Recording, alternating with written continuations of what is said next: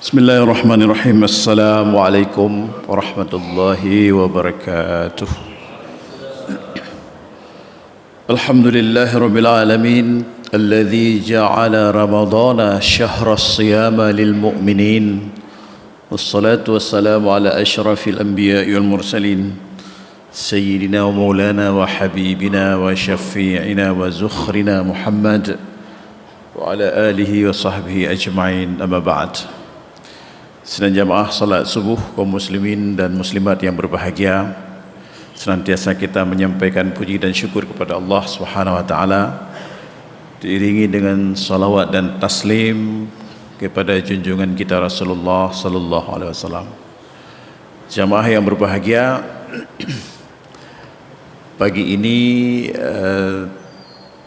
kita patut bersyukur sekali kajadeh puasa pokoknya. Alhamdulillah kita sudah siap dari kemarin puasa. Bahkan suasana puasa di Aceh ini kabarosa terasa. Beruntunglah kita hidup di Aceh. Suasana ini sangat-sangat kental terasa. Berbeda sekali ketika kita berada di Medan. Padahal tidak jauh antara Medan dengan Aceh. Apalagi kita berada di kota besar seperti Jakarta dan Surabaya, suasana Ramadan sama dengan Ramadan. Jamaah yang dirahmati Allah Subhanahu wa taala, saya mau menyampaikan beberapa hal sambil kita beriktikaf, ya, berzikir. Pertama sekali menyangkut tentang masalah ini sedikitlah, walaupun kita orang awam, kita patut tahu sedikit tentang masalah penetapan awal Ramadan. Beklam dah bukan? Okey, baik. Awal Ramadan kah, Idul Fitri kah, dan sebagainya. Jadi untuk penetapan awal Ramadan seperti ini atau Syawal dan sebagainya, jadi kita ini di dunia Islam menggunakan dua metode. Satu adalah metode ru'yatul hilal, melihat bulan. Dua adalah metode hisab. Secara umum kita mendengarnya begitu, ya. Jadi metode melihat hilal itu disebutkan oleh Nabi SAW, ya, sumu li ru'yatih wa aftiru li ru'yatih. Berpuasalah kamu karena melihat bulan, dan beridul fitrilah, berbukalah juga karena melihat bulan. Fa in syahida minkumus syahra falyasum, ya, faman syahida minkumus syahra falyasum. Itu dalam surat Al-Baqarah ayat 184. Jadi apabila kita menyaksikan bulan, maka kita berpuasa. Itu namanya metode ru'yah. Maka dulu orang-orang meru'yah bulan itu pergi ke pantai, karena pantai itu bebas hambatan. Jadi gedang babinai laut gepreh itu bit anak bulan, bahasa Aceh itu bit anak bulan, lemah dengan mata telanjang, paling menggunakan teropong sederhana, melihat dengan cara sangat-sangat sederhana dan tradisional. Itu melihat bulan. Nah, metode melihat bulan ini dari dulu sampai sekarang dan sampai akhir masa tetap digunakan. Cuma hari ini dibantu dengan menggunakan alat teropong dan digunakan beberapa titik-titik yang dianggap nampak anak bulan itu lebih jelas daripada tidak di titik-titik lain. Menyo di Aceh di Lok Nga, menyo di Aceh di kawasan Lok Nga itu dibawa teropong oleh Badan Hisab dan Ru'yah Kementerian Agama untuk meneropong anak bulan, ya, dan beberapa titik lain di seluruh Indonesia. Itu banyak sekali titik yang diteropong anak bulan itu, membantu melihat hadirnya hilal. Sebenarnya jemaah rahmati Allah Subhanahu wa taala, ketika hilal itu nampak di atas ufuk, ketika matahari tenggelam, maka bulan itu nampak di atas ufuk. Di situ menuntut sebuah keputusan, sebuah hasil yang disepakati. Umpamanya berapa derajat di atas ufuk, baru besok ditetapkan 1 Ramadan. Dulu itu Kementerian Agama menganggap apabila sudah nampak 2 derajat di atas ufuk, besok puasa. Ya. Tahun ini yang dimunculkan ya di media yang kita baca, sudah ada kesepakatan antara negara-negara Mabim, ya, Malaysia, Brunei Darussalam, Indonesia, Singapura. Jadi kesepakatannya 3 derajat. Kalau sudah 3 derajat, udah naik 1 derajat. Saya pun tidak tahu kenapa. Mungkin ada alasan-alasan tertentu yang ingin kita sampaikan, sudah berbeda dengan derajat sebelumnya. Sidang jemaah yang berbahagia, dulu 2 derajat. Maka hari ini karena tidak diputuskan 2 derajat, maka puasa hari ini. Jemaah yang berbahagia, sementara sebahagian yang lain menganggap bukan 3 derajat lah, 2 derajat atau di bawah 1 derajat, 0,5 derajat pun sudah dianggap bulannya sudah ada, sehingga besok bisa berpuasa. Itu metode pertama. Metode kedua, sedang berbahagia, apa yang disebut dengan metode hisab. Metode hisab ini adalah menghitung bulan. Ya, orang-orang yang menghitung peredaran bulan ini, ya, menghitung itu melakukan hisab dengan dalil pertama adalah di antara banyak ayat Al-Quran lah, diambil dari keumuman ayat. Ya, misalnya surah Ar-Rahman ayat 5, asy-syamsu wal qamaru bihusban, ya kan? Jadi matahari dan bulan beredar pada peredarannya. Kemudian ada ayat-ayat lain yang mengatakan tentang masalah peredaran matahari dan bulan. Ini dijadikan sebagai dasar hukum, sehingga ada ulama yang mengatakan bahwa di antaranya Rashid Ridha dan Mustafa Az-Zarqa mengatakan bahwa ru'yatul hilal, menentukan dengan menggunakan melihat bulan, ru'yatul hilal itu perintah berillat. Apa makna perintah berillat? Kan hukum itu ada illatnya, ya. Ada sebabnya. Kenapa disuruh melihat bulan? Kenapa disuruh melihat bulan? Ada illatnya. Apa illatnya? Kata Rashid Ridha, itu masyarakat waktu itu masyarakat yang ummi, nggak bisa baca tulis, jadi mesti lihat bulan. Kalau tidak dilihat bulan, itu tidak tahu, dan susah sekali diberi pemahaman. Itu namanya berillat.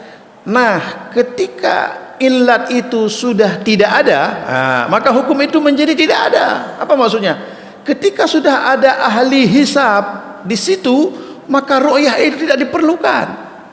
Ya, ini kata kelompok kedua lah, Sedang jemaah yang dirahmati Allah Subhanahu wa taala. Jadi dengan demikian, ya, kelompok yang meyakini ini, ya, menggunakan hisab, perhitungan bulan, dan dia itu tidak akan meleset. Jadi kan dihitung dari awal, ya, tidak akan meleset dia. Hasilnya jemaah yang dirahmati Allah Subhanahu wa taala, bahkan ada ahli astronomi, ya, dari Aljazair, kalau saya tidak silap mengatakan bahwa kita ini menyedihkan sebenarnya, karena kita tidak memiliki kalender Islam apabila kita tidak menggunakan cara hisab. Kalender Islam itu bisa dibuat apabila kita menggunakan metode hisab, bukan metode ru'yah. Sidang jemaah yang dirahmati Allah Subhanahu wa taala, inilah yang berlaku di kita, ya, di Indonesia. Mungkin sebahagian negara lain juga seperti itu, tapi yang kentara sekali kan kita di Indonesia ini. Maka setiap awal Ramadan itu selalu dilakukan ru'yah, yang sebahagian lagi hanya menggunakan hisab saja. Tone yang kau ikut antara pemerintah dengan Muhammadiyah, karena Muhammadiyah yang terkenal menggunakan metode hisab sama, maka adem-adem saja, tahun lalu. Setahun sebelumnya juga seperti itu. Tapi ketika tidak sama, di situ sebahagian berpuasa, sebahagian tidak berpuasa, dan pemerintah menetapkan satu pilihan. Ya, pemerintah menetapkan satu pilihan. Pilihan seperti hari ini, Ramadan jatuh hari ini. Itu penetapan dari pemerintah. Tapi juga tidak boleh dipaksa. Misalnya yang kemarin tidak boleh berpuasa, nggak mungkin dipaksa karena metode hisab tadi. Maka malam baru masjid-masjid di Banda Aceh yang masjid-masjid Muhammadiyah di Banda Aceh itu penuh sesak dengan jamaah yang memang ingin berpuasa kemarin, ya. Terlepas pilihannya, ya tentu kita menghargai seluruh pilihan yang ada tadi. Sidang jamaah yang dirahmati Allah Subhanahu wa taala, itu yang pertama. Jadi nanti ketika Idul Fitri ru'yatul hilal lagi, kita tidak lagi perlu bingung-bingung. Jadi kita meyakini saja ada dua metode, tergantung kita memilih yang mana. Misal tidak ada masalah dengan pilihan itu, insyaallah tidak ada masalah dengan pilihan itu, dan tahun depan akan terulang. Tidak ada masalah dengan perbedaan itu. Jika terjadi tahun depannya sampai akhir zaman akan seperti itu. Karena itu sedikit pengetahuan ini perlu kita bekali. Sidang jamaah yang berbahagia, yang kedua yang ingin saya sampaikan adalah, saya tahun lalu pernah sampaikan di mimbar ini, ada satu ibadah yang disyariatkan oleh Allah Subhanahu wa taala walaupun hukumnya sunat pada waktu sahur, ya, wa fil asharihum yastaghfirun, ya, atau wal mustaghfirina fil ashar. Itu bisa dilihat di surah Ali Imran ayat 17 dan surah Al-Ma'arij ayat 18, bahwa kita disuruh istighfar pada waktu sahur. Kenapa ini saya angkat lagi? Karena waktu sahur orang-orang yang tidak bangun malam, waktu sahurnya kebab bulan puasa yang muntung tahu. Menyaureng kain bedah malam di luar puasa hana masalah sampai nak tahu titik malam nak tahu walaupun hana ke puasa. Waktu maksudnya. Jadi waktu sahur itu sepanjang zaman, karena kita alhamdulillah menghadapi Ramadan ini hana tabudah berkon tabudah Ramadan yang ke merumpak sahur. Kan tahu mentah merumpak ngam pajuh bu merumpak. Yang tabuhna dengan pajuh tahu. Sedangkan mahir bahagia di waktu sahur disuruh beristighfar. Mam menyona wate imsak lagi di Indonesia. Di Indonesia kan wate imsak 10 minit segala mazan tubuh yahinan kesempatan kita beristighfar. Atau sebelumnya pamaji 10 minit segala imsak aja tak istighfar, 10 minit lainnya kan 20 minit, punya 20 minit itu sampai 1500 istighfar sempat kita baca. Apabila kita fokus, terserah kepada kita mau buat perhitungan atau tidak, hana terhitung, hana pucit, tapi ingin kita sampaikan wa fil ashari hum yastaghfirun. Orang-orang saleh adalah orang-orang yang beristighfar pada waktu sahur. Yang ketiga, sedang jamaah yang dirahmati Allah Subhanahu wa taala, yang ingin saya sampaikan bahwa ketika setiap saat kita dicerahkan dengan kelebihan Ramadan, keutamaan Ramadan, hikmah-hikmah Ramadan yang sangat luar biasa, yang setiap saat kita dengar, bahkan umumnya kita mengetahuinya karena setiap saat diingatkan. Setiap tahun ada kajian subuh, ada kajian tarawih, ada kajian duhur, ada kajian jelang buka lagi.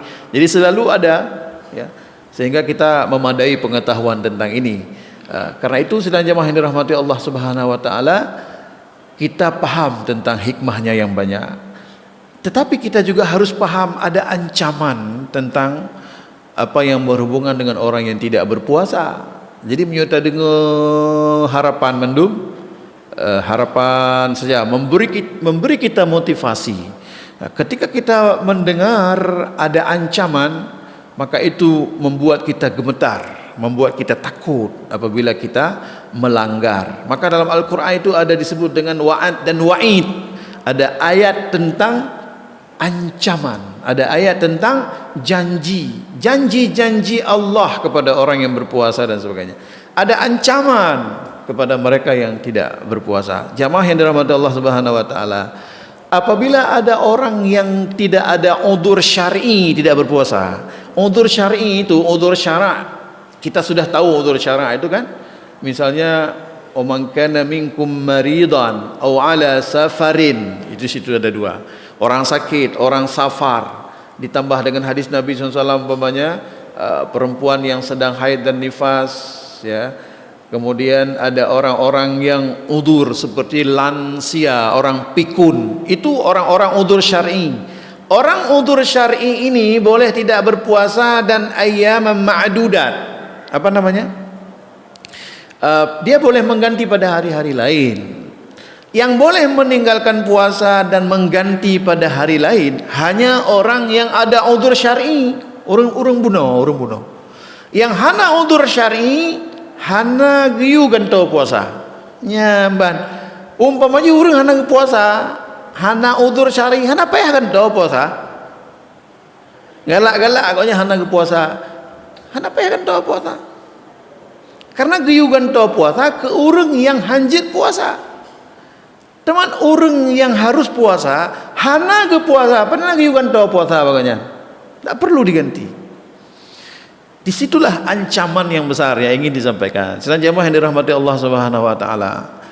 Ya, Nabi sallallahu alaihi wasallam diriwayatkan dari Ibnu Huzaimah dalam sebuah mafhum hadis, beliau menyampaikan bahwa ketika Nabi di dalam mimpi Nabi itu mimpi yang benar, ya. Tidak ada mimpi Nabi mimpi yang salah, yang keliru. Mimpi Nabi mimpi yang benar. Karena apa yang Nabi sampaikan setelah beliau bermimpi itu dipandu oleh wahyu, maka disebut wa ma yantiqu anil hawa in huwa illa wahyu yuha. Jadi lumpau Nabi pasti betul 100%. Apa Nabi bilang? Suatu ketika aku dibawa dalam sebuah perjalanan, sampailah ke sebuah gunung, lalu aku mendengar suara teriakan.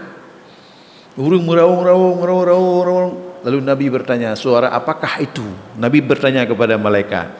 Malaikat menjawab, itu adalah suara penghuni neraka yang sedang disiksa.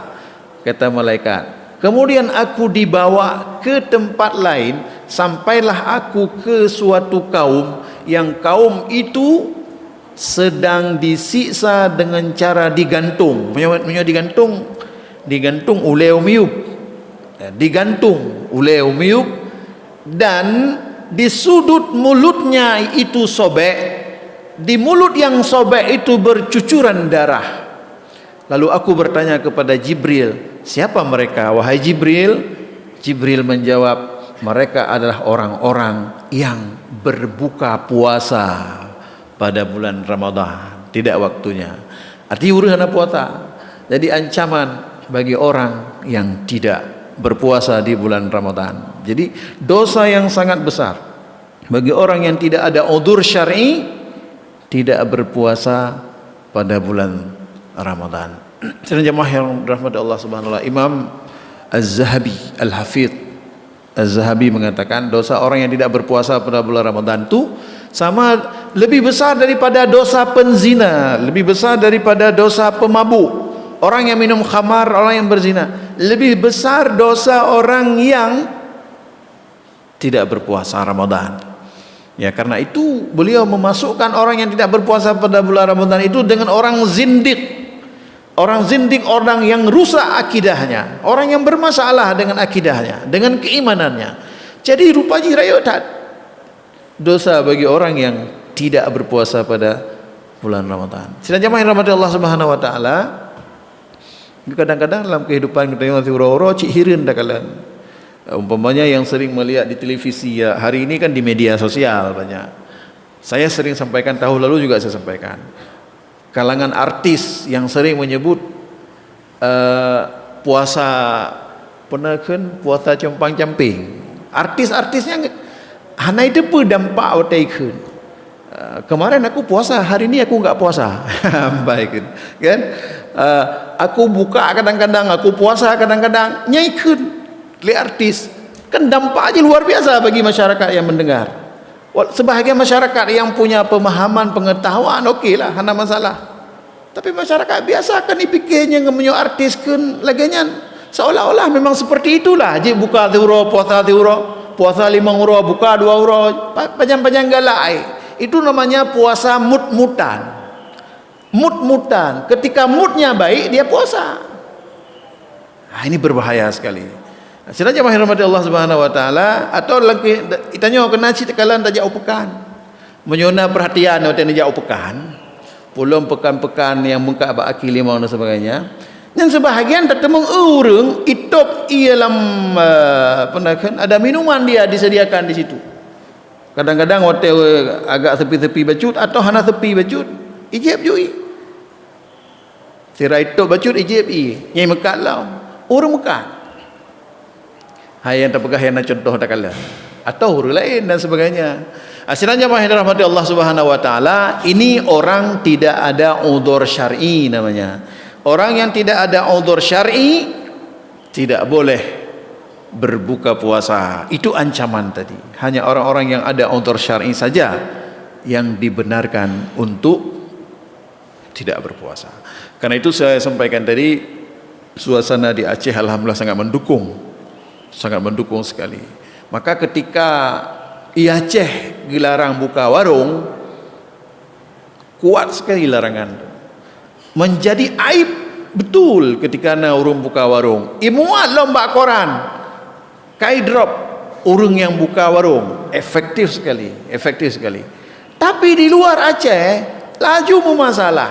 Ketika menjelang Ramadan kemarin kan diskusi, debat kusir sangat luar biasa sekali tentang masalah buka dengan tutup warung di bulan Ramadan. Jadi apabila ada orang yang berpendapat mendukung tutup warung, itu dibuli oleh orang lain dengan alasan-alasan macam-macam lah, dengan alasan-alasan yang dilogiskan, ya.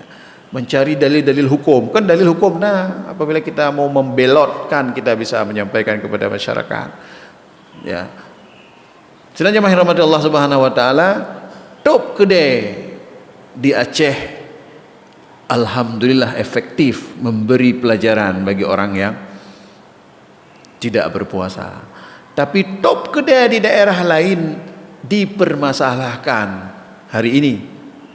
Padahal sebelumnya juga sebahagian tutup warung karena konsumennya kan muslim. Apabila konsumennya muslim, kiban tak buka warung. Walaupun orang beralasan, rasanya tidak adalah orang yang buka warung itu berniat untuk untuk membujuk orang puasa untuk berbuka. Itu alasan yang paling sederhana. Panena mungkin urang kebuka warung nyan dia anit nyo mengai buka puasa urang. Kan seperti itu. Itu alasan yang dia bangunlah. Dia kan hanya ingin berbisnis saja. Ya sebenarnya sedang jemaah rahmat Allah Subhanahu wa taala malah itu kemungkaran.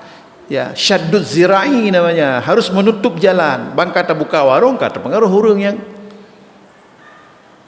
yang sedang berpuasa, apalagi yang imannya masih tipis sekali, akan terganggu. Sedang jemaah yang dirahmati Allah Subhanahu wa taala, itu beberapa hal yang saya sampaikan, mudah-mudahan menjadi perhatian bagi kita sekalian, walaupun saya sampaikan secara random, secara campur baur, tapi saya anggap ini satu hal yang penting untuk kita perhatikan, apalagi di awal masuknya bulan suci Ramadan. Mudah-mudahan puasa tahun ini adalah puasa yang lebih baik dari tahun lalu yang bisa kita laksanakan, dan ibadah puasa, ibadah yang mendukung puasa, qiraatul Quran, tilawatil Quran, atau salat sunat lainnya, qiyamul lail, akan lebih baik dari tahun sebelumnya. Zikir-zikir yang kita bacakan akan lebih baik dari tahun sebelumnya. Dan itulah tanda-tanda keberuntungan. Semoga bermanfaat. Wassalamualaikum warahmatullahi wabarakatuh.